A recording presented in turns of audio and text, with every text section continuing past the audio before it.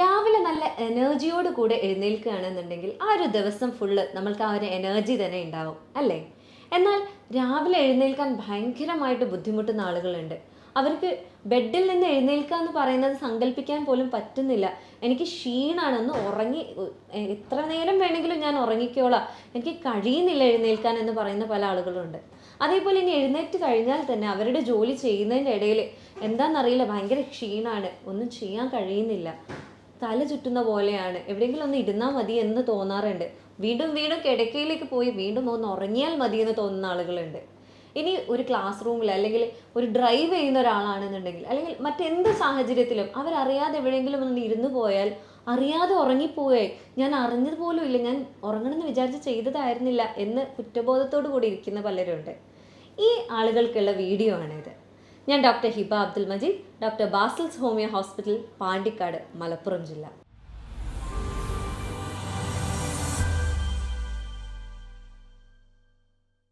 ഈ വീഡിയോയിൽ നമ്മൾ മെയിനായിട്ട് ഡിസ്കസ് ചെയ്യുന്നത് എന്താണ് ഇത്തരത്തിലുള്ള ക്ഷീണവും ഉറക്കക്കൂടുതലും വരാനുള്ള കാരണം എന്നുള്ളതാണ്. അതേപോലെ ഈ കാരണങ്ങൾ എങ്ങനെ നമ്മൾക്ക് വീട്ടിലിരുന്നു കൊണ്ട് തന്നെ പരിഹരിക്കാൻ പറ്റും എന്നുള്ളതുമാണ്. ഇതിൽ പ്രധാനമായിട്ട് ഇങ്ങനെ വരാനുള്ള ഒരു കാരണം എന്ന് പറയുന്നത് നമ്മൾക്ക് ആവശ്യത്തിനുള്ള ഉറക്കം കിട്ടാതെ ഇരിക്കുക എന്നുള്ളത് തന്നെയാണ്. പലപ്പോഴായിട്ട് നമ്മൾ ഇപ്പോഴത്തെ ജനറേഷൻ പ്രത്യേകിച്ച് ഫോണുകൾ അല്ലെങ്കിൽ നമ്മളുടെ ഗെയിമിങ്ങിലൊക്കെ കൂടുതലായിട്ട് ഇൻവോൾവ് ആയിട്ട് അല്ലെങ്കിൽ റീൽസ് കൂടുതലായിട്ട് തപ്പി നമ്മളുടെ ടൈം നമ്മളിപ്പോൾ പണ്ടൊക്കെ നമ്മൾ 10 മണി 11 മണി ആകുമ്പോഴേക്കും ഉറങ്ങുന്ന ആളുകളായിരുന്നു. ഇപ്പോഴത്തെ കുട്ടികൾ അല്ലെങ്കിൽ ഇപ്പോഴത്തെ ജനറേഷൻ തന്നെ അല്ലെങ്കിൽ നമ്മളാണെങ്കിൽ പോലും ഒരു 12 മണി കഴിഞ്ഞിട്ടാണ് പലരും ഉറങ്ങുന്നത്. റീൽസൊക്കെ കണ്ട് എനിക്ക് ഉറക്കം വരുമ്പോഴാണ് ഞാൻ ഉറങ്ങുന്നത് എന്നാണ് പല ആളുകളും പറയാറുള്ളത്. അതുകൊണ്ട് തന്നെ അവർ പിറ്റത്തെ ദിവസം രാവിലെ എഴുന്നേൽക്കുമ്പോൾ അവരെ ഒരു ഫുൾ നൈറ്റ് സ്ലീപ്പിൽ ഉണ്ടാകുന്ന അല്ലെങ്കിൽ ആ ഉറക്കത്തിൽ കിട്ടേണ്ട ആ ഒരു ഉന്മേഷം അവർക്ക് കിട്ടാതെ പോകാറുണ്ട്. എപ്പോഴും ഒരു ക്ഷീണം അവർക്ക് ഫീൽ ചെയ്യാറുണ്ട്. മറ്റൊന്നാണ്, തുടർച്ചയായിട്ട് എന്തെങ്കിലും മരുന്നുകൾ കഴിക്കുന്ന ആളുകൾക്ക് ഇതേപോലെ കൂടുതലായിട്ട് അമിതമായിട്ടുള്ള ഉറക്കവും ക്ഷീണവും ഉണ്ടാവാറുണ്ട്. അതേപോലെ മദ്യപാനികളാണ് അല്ലെങ്കിൽ നിങ്ങൾ കൂടുതലായിട്ട് പുകവലിക്കുന്ന ആളുകളാണെന്നുണ്ടെങ്കിൽ ഇവരിലും ഇത്തരത്തിലുള്ള ക്ഷീണങ്ങളൊക്കെ കണ്ടുവരാറുണ്ട്. പിന്നെ ഒരു കാരണമാണ് നമ്മൾക്ക് ശരീരം കൊണ്ട് നമ്മൾ അധികമായിട്ട് വ്യായാമങ്ങളൊന്നും ചെയ്യുന്നില്ല, എപ്പോഴും ഒരേ പൊസിഷനിലാണ് ഇരിക്കുന്നത്, അല്ലെങ്കിൽ നമ്മൾ ജോലി ചെയ്യുന്നത് എപ്പോഴും ഇരുന്നുകൊണ്ടാണ്, വീട്ടിൽ ചെന്നാലും ഇരിക്കുകയാണ്. നമ്മൾക്ക് പ്രത്യേകിച്ച് ഒരു വ്യായാമങ്ങളോ കാര്യങ്ങളോ അല്ലെങ്കിൽ ഒരു ഔട്ടിങ്ങോ ഒന്നും ഇല്ലാത്ത ആളുകളാണെന്നുണ്ടെങ്കിൽ പോലും ഇത്തരത്തിലുള്ള ക്ഷീണങ്ങളൊക്കെ കണ്ടുവരാറുണ്ട്. അതിൻ്റെ പ്രധാന കാരണം എന്ന് പറയുന്നത് അവരുടെ ശരീരത്തിലുള്ള രക്തയോട്ടം അവിടെ കുറഞ്ഞു വരികയാണ് എന്നുള്ളതുകൊണ്ട് തന്നെയാണ്. അതേപോലെ തന്നെ അമിതവണ്ണമുള്ള ആളുകളിലും ഇത്തരത്തിലുള്ള ബുദ്ധിമുട്ടുകൾ കാണാറുണ്ട്. ഇത് നോർമലി ഒരു പ്രശ്നം അല്ലെങ്കിൽ ഒരു രോഗം ഇല്ലാത്ത ആളുകളുടെ കാര്യമാണ് പറഞ്ഞത്. ഇനി ചില രോഗങ്ങളുണ്ട്, ഇത്തരത്തിലുള്ള ഭയങ്കരമായിട്ടുള്ള ക്ഷീണവും അല്ലെങ്കിൽ ഉറക്ക കൂടുതലൊക്കെ ഉണ്ടാക്കുന്ന രോഗങ്ങളുണ്ട്. അതിൽ പ്രധാനമായിട്ട് പറയുന്നത് സ്ലീപ്പ് ആപ്നിയ എന്നുള്ളതാണ്. നമ്മൾ ഉറങ്ങുന്നതിൻ്റെ ഇടയിൽ കറക്റ്റായിട്ട് ഇപ്പോൾ 10 മണിക്ക് തന്നെ കിടക്കുന്നുണ്ട്, രാവിലെ 6 മണി അല്ലെങ്കിൽ 5 മണി ആകുമ്പോഴേ ഞാൻ എഴുന്നേൽക്കാറുള്ളൂ, പക്ഷേ ഉറങ്ങിക്കഴിഞ്ഞാലും എഴുന്നേൽക്കുമ്പോൾ എനിക്ക് ആ ഒരു ഫ്രഷ്നെസ് കിട്ടുന്നില്ല എന്ന് പറയാറുണ്ട്. അതിൻ്റെ ഒരു കാരണം എന്ന് പറയുന്നത് ഇടയ്ക്കിടയ്ക്ക് നമ്മൾ അറിയാണ്ട് ഉറക്കത്തിൽ ഉണർന്നു പോകുന്നുണ്ട്, നമ്മളുടെ ബ്രെയിനും നമ്മളുടെ ശരീരവും ഉണർന്നു പോകുന്നുണ്ട്, പക്ഷെ നമ്മൾ കോൺഷ്യസ് ആവുന്നില്ല ആ സമയത്ത് എന്നുള്ളതാണ്. അങ്ങനെ വരുന്ന ചില സാഹചര്യങ്ങളാണ്, അതായത് സ്ലീപ്പ് ആപ്നിയ എന്ന് പറയും. ഈ സാഹചര്യത്തിൽ എന്താ സംഭവിക്കുന്നതെന്ന് വെച്ചാൽ നമ്മളുടെ എയർവേ, അതായത് നമ്മളുടെ ശ്വാസം വലിക്കുന്ന ആ ഒരു ട്രാക്കിൽ അല്ലെങ്കിൽ ആ ഒരു പൈപ്പ് പെട്ടെന്ന് ഒബ്സ്ട്രക്റ്റഡ് ആവുകയാണ് അല്ലെങ്കിൽ പെട്ടെന്ന് ബ്ലോക്ക് വരികയാണ്. നമുക്ക് പെട്ടെന്ന് ഉറക്കത്തിൻ്റെ ഇടയിൽ ശ്വാസം കിട്ടാതെ ചില ആളുകൾ ഞെട്ടി എഴുന്നേൽക്കാറുണ്ട്. മറ്റു ചിലരുണ്ട്, അവർ നന്നായിട്ട് കൂർക്കം വലിക്കുന്ന ആൾക്കാരായിരിക്കും. ഇങ്ങനെ എൻ്റെ സൗണ്ട് ഇൻക്രീസ് ചെയ്ത് കൂടി വന്ന് പെട്ടെന്ന് അതങ്ങ് നിൽക്കും. ഒരു 2-3 സെക്കൻഡ് നിന്ന് വീണ്ടും രണ്ടാമത് അവർ ശ്വാസം വലിച്ച് കൂർക്കം വലിക്കാൻ തുടങ്ങും. ഇതും ഒരു രീതിയിൽ അവരുടെ ബ്രെയിൻ അവിടെ ആക്ടിവേറ്റഡ് ആവണം, അതായത് അവരുടെ ശരീരത്തിൽ കറക്റ്റായിട്ടുള്ള ഓക്സിജൻ ലെവൽ കിട്ടുന്നില്ല, അപ്പോൾ നീ ഒന്നും കൂടെ നന്നായിട്ട് ബ്രീത്ത് ചെയ്യണം എന്നുള്ളത് അവരുടെ ബ്രെയിൻ അവരുടെ ശരീരത്തിലേക്ക് കൊടുക്കുന്ന ഒരു മെസ്സേജ് ഉണ്ട്. അപ്പോൾ സ്വാഭാവികമായിട്ടും ഇത്തരത്തിലുള്ള ഒരു ഡിസ്റ്റർബൻസ്, അവരുടെ ഉറക്കം അവിടെ ഒരു ഡിസ്റ്റർബൻസ് വരുന്നുണ്ട്. അവർ കോൺഷ്യസ് ആവുന്നില്ല എന്നുണ്ടെങ്കിൽ പോലും അവർക്കൊരു ഫ്രഷ്നെസ് അപ്പോൾ രാവിലെ കിട്ടാതെ വരാനുള്ള ചാൻസ് കൂടുതലാണ്. അതേപോലെ ടെൻഷൻ അധികമായിട്ടുള്ള അല്ലെങ്കിൽ ഭയങ്കരമായിട്ട് സ്ട്രെസ്ഫുൾ ആയിട്ടുള്ള ആളുകൾക്ക് ഉറക്കക്കുറവ് ഉണ്ടാവാൻ ചാൻസ് കുറവാണ്. അതായത് രാത്രി കിടന്നാൽ അവർക്ക് ഉറങ്ങാൻ പറ്റാതെ വരാറുണ്ട്. അപ്പോൾ അല്ലെങ്കിൽ ഡിപ്രഷനുള്ള ആളുകൾക്കൊക്കെ ആണെന്നുണ്ടെങ്കിൽ ഇവർക്ക് രാവിലെ എഴുന്നേൽക്കുമ്പോഴാണെങ്കിലും അവരെന്ത് ജോലി ചെയ്യുമ്പോഴാണെങ്കിലും അവർക്ക് ആ ഒരു ഉന്മേഷം അല്ലെങ്കിൽ ആ ഒരു എനർജി എപ്പോഴും ഭയങ്കര ക്ഷീണമായിട്ട് അവർക്ക് അനുഭവപ്പെടാറുണ്ട്. മറ്റൊന്നാണ് രക്തക്കുറവുള്ള ആളുകൾ എന്ന് പറയുന്നത്. ഈ ചില ആളുകളുണ്ട്, അവർക്ക് രാത്രി എനിക്ക് എന്താണെന്ന് അറിയില്ല, കാലിന് ഭയങ്കര അസ്വസ്ഥതയാണ്, എപ്പോഴും കാലാട്ടിക്കൊണ്ടേയിരിക്കണം എന്ന് തോന്നാറുണ്ട്. അതുകൊണ്ട് തന്നെ എനിക്ക് ഉറക്കം വരാറുണ്ട്, ഉറക്കം ശരിയാവുന്നില്ല, ഉറക്കത്തിൻ്റെ ഇടയിൽ ഇങ്ങനെ അറിയാണ്ട് ഞാൻ ഉണർന്നു പോവുകയാണ്, കാലിങ്ങനെ എപ്പോഴും ആട്ടിക്കൊണ്ടിരിക്കണം എന്ന് പറയും. ഇതിനെ പറയുന്നത് തന്നെ റെസ്റ്റ്ലെസ് ലെഗ് സിൻഡ്രോം എന്നാണ്. അതായത് ഈ ഒരു അവസ്ഥ, എപ്പോഴും കാലിങ്ങനെ ആട്ടിക്കൊണ്ടിരിക്കണം എന്നുള്ളൊരു അവസ്ഥ രാത്രികളിലാണ് അവർക്ക് കൂടുതലായിട്ട് ഫീൽ ചെയ്യുക. അപ്പം എപ്പോഴും പെട്ടെന്നൊന്ന് ഉണർന്നു കഴിഞ്ഞാൽ ഒരു 10-20 സെക്കൻഡെങ്കിലും കണ്ടിന്യൂസ് ആയിട്ട് അവർക്ക് കാലിങ്ങനെ ആട്ടിക്കൊണ്ടേയിരിക്കണം. അവർക്കൊരു തരം അസ്വസ്ഥത, അങ്ങോട്ടേക്കുള്ള രക്തയോട്ടം കുറയുമ്പോൾ ഒരു തരം അസ്വസ്ഥത വന്ന് കാലാട്ടിക്കൊണ്ടേയിരിക്കാനുള്ള ഒരു ടെൻഡൻസി കൂടുതലാണ് അവിടെ വരുന്നത്. ഇതിൻ്റെ പ്രധാന കാരണം എന്ന് പറയുന്നത് ഒന്ന് അയൺ ഡെഫിഷ്യൻസി, അല്ലെങ്കിൽ ഇരുമ്പിൻ്റെ സത്ത് നമ്മുടെ ശരീരത്തിൽ കുറവാണെങ്കിൽ ഇത്തരത്തിലുള്ള അവസ്ഥകൾ വരാറുണ്ട്. വിറ്റാമിൻ B12 കുറവാണെങ്കിൽ ഈ രീതിയിൽ വരാറുണ്ട്. അതേപോലെ രക്തം കുറവാണെങ്കിൽ, അതായത് HB ലെവൽ, നമ്മുടെ ശരീരത്തിലുള്ള ബ്ലഡിലുള്ള HB ലെവൽ കുറവാണെങ്കിലും ഈ രീതിയിൽ വരാറുണ്ട്. ഇനി അടുത്തതെന്ന് പറയുന്നത്, ചില ആളുകൾക്ക് പനി കഴിഞ്ഞാലും അവർക്ക് ആ ഒരു ക്ഷീണത്തിൽ നിന്ന് അവർക്ക് പുറത്തു വരാൻ സാധിക്കാറില്ല. പ്രത്യേകിച്ച് വൈറൽ ഫീവേഴ്സ് ഒക്കെ ആണെന്നുണ്ടെങ്കിൽ നമ്മളുടെ ഈ ഒരു തിരക്കേറിയ ലൈഫ് സ്റ്റൈലിൽ നമ്മൾക്കൊരു 2 ദിവസം 3 ദിവസം നമ്മൾ മാക്സിമം റെസ്റ്റ് എടുക്കും. അത് കഴിഞ്ഞ് കഴിഞ്ഞാൽ നമ്മൾ വീണ്ടും നമ്മുടെ നോർമൽ ആയിട്ടുള്ള റൂട്ടീനിലേക്ക് പോവുകയാണ്. അപ്പോൾ സ്വാഭാവികമായിട്ടും നമ്മുടെ ബോഡി കംപ്ലീറ്റ് ആയിട്ട് റിക്കവർ ആയിട്ടില്ല എന്നുണ്ടെങ്കിൽ ഇത്തരത്തിലുള്ള ക്ഷീണം അവിടെ അനുഭവപ്പെടാറുണ്ട്. വേറൊരു കാറ്റഗറിയാണ് തൈറോയ്ഡ് പ്രോബ്ലംസ് ഉള്ളവർ, അതായത് ഹൈപ്പർ തൈറോയിഡിസം അല്ലെങ്കിൽ ഹൈപ്പോ തൈറോയിഡിസം ഉള്ള ആളുകൾക്ക്, തൈറോയിഡ് ഗ്രന്ഥിയുടെ പ്രവർത്തനം കറക്റ്റ് അല്ലാത്ത ആളുകൾക്ക് ഇത്തരത്തിലുള്ള ക്ഷീണവും എപ്പോഴും ഉറക്കം വരികയാണ് എന്നുള്ള തോന്നലൊക്കെ വരാനുള്ള ചാൻസസ് കൂടുതലാണ്.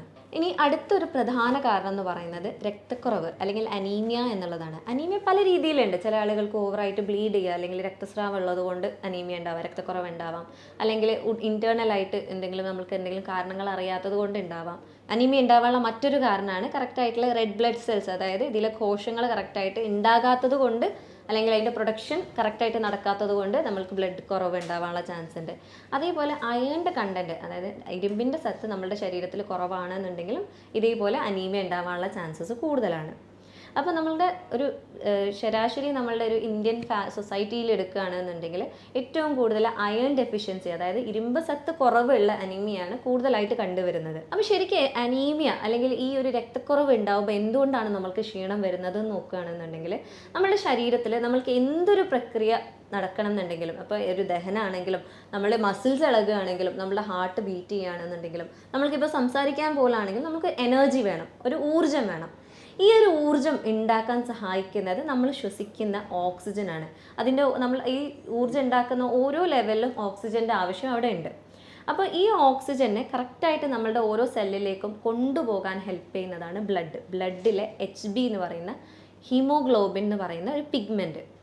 അത് ഉണ്ടാകാൻ സഹായിക്കുന്ന ഒന്നാണ് അയേൺ ഇല്ലെങ്കിൽ ഈ HB, നമ്മൾ എപ്പോഴും പറയാറുണ്ട്, ഹോസ്പിറ്റലിലൊക്കെ പോകുമ്പോൾ ഡോക്ടേഴ്സ് പറയാറുണ്ട് HB ഒന്ന് ചെക്ക് ചെയ്യണം, രക്തക്കുറവ് ഉണ്ടോയെന്നൊന്ന് നോക്കാൻ വേണ്ടിയിട്ടാണ് എന്നുള്ളത്. അപ്പോൾ അവിടെ എന്താ സംഭവിക്കുന്നതെന്ന് വെച്ചാൽ, ഈ ഹീമോഗ്ലോബിന് അവിടെ ഉണ്ടാകാതിരിക്കുകയും ഹീമോഗ്ലോബിൻ കുറവുള്ളത് കൊണ്ട് തന്നെ അവിടെ ഓക്സിജൻ്റെ ലെവൽ കുറയുകയും നമ്മുടെ ശരീരത്തിൽ കറക്റ്റായിട്ടുള്ള ഊർജ്ജം ഉണ്ടാക്കുന്നത് കുറയുകയാണ് ചെയ്യുന്നത്. അപ്പോൾ സ്വാഭാവികമായിട്ടും നമ്മൾക്കൊരു ക്ഷീണവും എപ്പോഴും തലകറക്കവും അല്ലെങ്കിൽ ഭയങ്കരമായിട്ടുള്ള എപ്പോഴും കിടക്കണം എന്നുള്ള തോന്നൽ, അതേപോലെ തന്നെ ചില ആളുകൾക്ക് അവർ കൈകാലൊക്കെ എന്താ നീ വിളറിയിരിക്കുന്നതെന്നൊക്കെ ചോദിക്കാറുണ്ട്. നമ്മൾ കണ്ണിൻ്റെ അവിടെയൊക്കെ വിളറിയിരിക്കുകയാണ്, കൈയിൻ്റെ അകം, കാലിൻ്റെ ഉള്ളിനടിയൊക്കെ വിളറിയിരിക്കാറുണ്ട്. ചില ആളുകൾക്ക് നഖം ശ്രദ്ധിച്ചിട്ടുണ്ടാവും നിങ്ങൾ, ഭയങ്കരമായിട്ട് ബ്രിട്ടിൽ എന്ന് പറയും, അതായത് ഭയങ്കര ഡ്രൈ ആയിട്ട് വര വീണ പോലെ ആയിരിക്കും നഖങ്ങളുണ്ടാവുക. അതേപോലെ ചില ആളുകളുണ്ട്, എന്താണെന്നറിയില്ല, എനിക്ക് ഈ പച്ച അരി കഴിക്കാൻ ഭയങ്കര ഇഷ്ടമാണ്, വേവിക്കാത്ത അരി കഴിക്കാൻ ഭയങ്കര ഇഷ്ടമാണെന്ന് പറയുന്ന ആളുകളുണ്ട്. ഇവരിലൊക്കെ അധികവും ഹീമോഗ്ലോബിൻ അല്ലെങ്കിൽ ഈ പറഞ്ഞ അനീമിയ, രക്തക്കുറവ് ഉണ്ടാവാനുള്ള ചാൻസസ് കൂടുതലാണ്.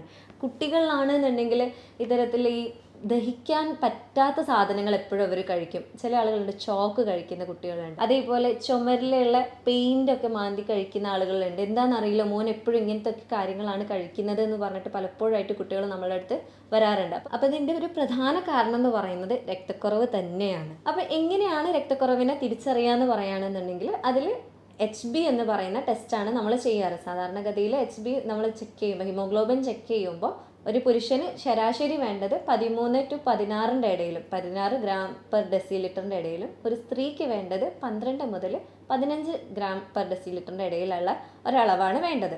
ഇത് നമ്മുടെ ഇന്ത്യൻ സൊസൈറ്റിയിൽ നോക്കുകയാണെന്നുണ്ടെങ്കിൽ ഇവിടെ അറ്റ്ലീസ്റ്റ് ഒരു 10 to 11 ഇടയിലെങ്കിലും നിങ്ങൾക്ക് രക്തം, അതായത് ഈ HB ലെവൽ ഉണ്ടാവണം എന്നുള്ളതാണ്. അതിൽ താഴെ പോയി കഴിഞ്ഞാൽ സ്വാഭാവികമായിട്ടും നിങ്ങളുടെ സിംറ്റംസ് ഒക്കെ കൂടാറുണ്ട്. ഇനി ഈ രക്തക്കുറവ് അല്ലെങ്കിൽ ഈ HBയുടെ ലെവല് നിങ്ങൾ പ്രഗ്നൻ്റ് ആണെങ്കിൽ, അതേപോലെ നിങ്ങൾ മുലയൂട്ടുന്നൊരു അമ്മയാണെങ്കിൽ കുറയാറുണ്ട്. കാരണം സ്വാഭാവികമായിട്ടും നിങ്ങളുടെ ശരീരത്തിലുള്ള ഈ പറയുന്ന ഇരുമ്പിൻ്റെ സത്ത് നിങ്ങളുടെ കുട്ടികൾക്ക് അവിടെ പോകുന്നുണ്ട്. ഇപ്പോൾ പ്രഗ്നൻസിയിലാണെന്നുണ്ടെങ്കിൽ നിങ്ങളുടെ വയറിലല്ല, ഉദരത്തിൽ വളരുന്ന കുട്ടിയുടെ ശരീരത്തിലേക്ക് അത് പോകുന്നുണ്ട്. അല്ലെങ്കിൽ നിങ്ങൾ മുലയൂട്ടുന്ന അമ്മമാരാണെന്നുണ്ടെങ്കിൽ അതുപോലെ ഒരു എമൗണ്ട് ഓഫ് അയൺ നിങ്ങളുടെ കുട്ടിയിലേക്ക് പാലിലൂടെ പോകുന്നുണ്ട്.